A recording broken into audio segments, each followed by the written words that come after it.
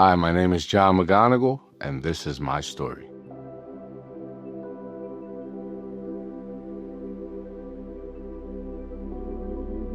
I grew up in an Irish family in the Frankfurt part of Philadelphia. I'm a fetal alcohol baby. I was an alcoholic before I even took my first breath. Growing up with alcoholic parents, it seemed normal. It wasn't until it became abusive in our household that it became a problem.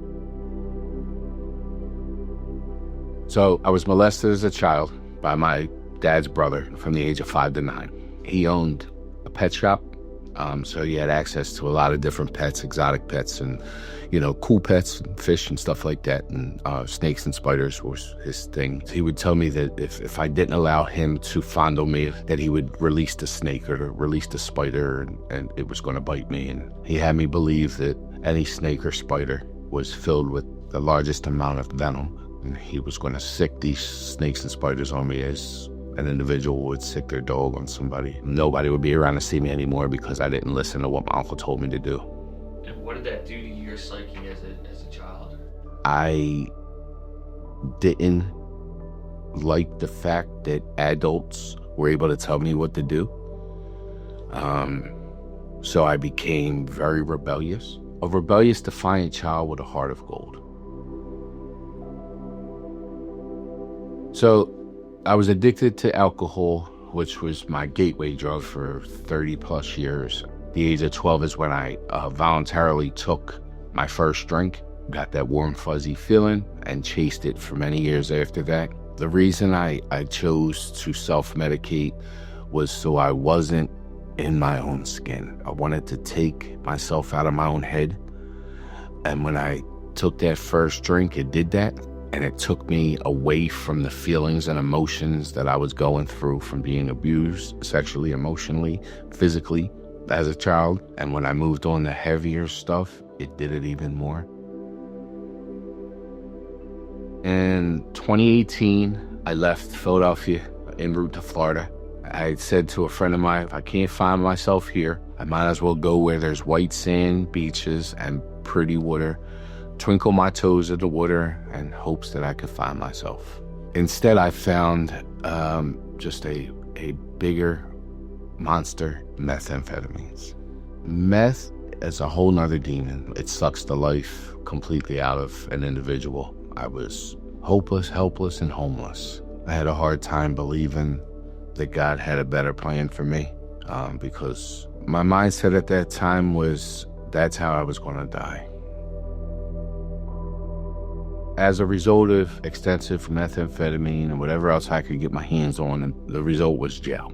And on October 5th, 2020, I dropped to my knees and I put my face and my arms around that stinky metal toilet.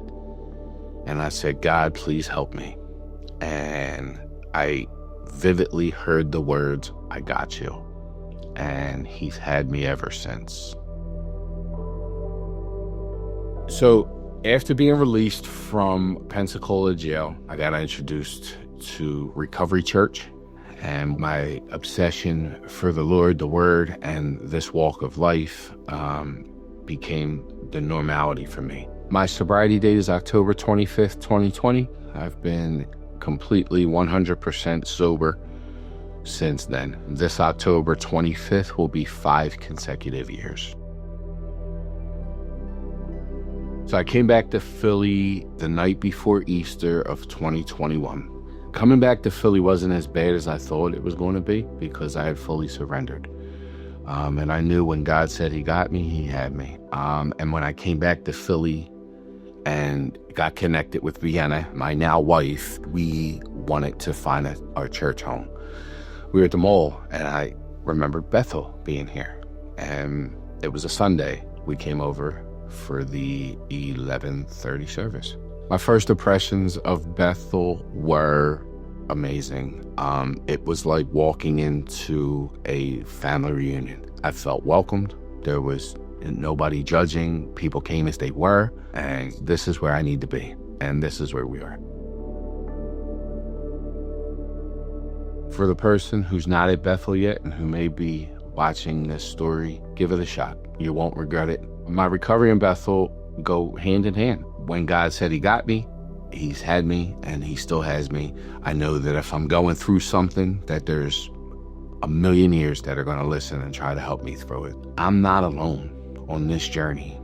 There's people out there, there's people that come to Bethel that are just like me. And through staying the course and staying part of the Bethel family, I know I'll never be alone again.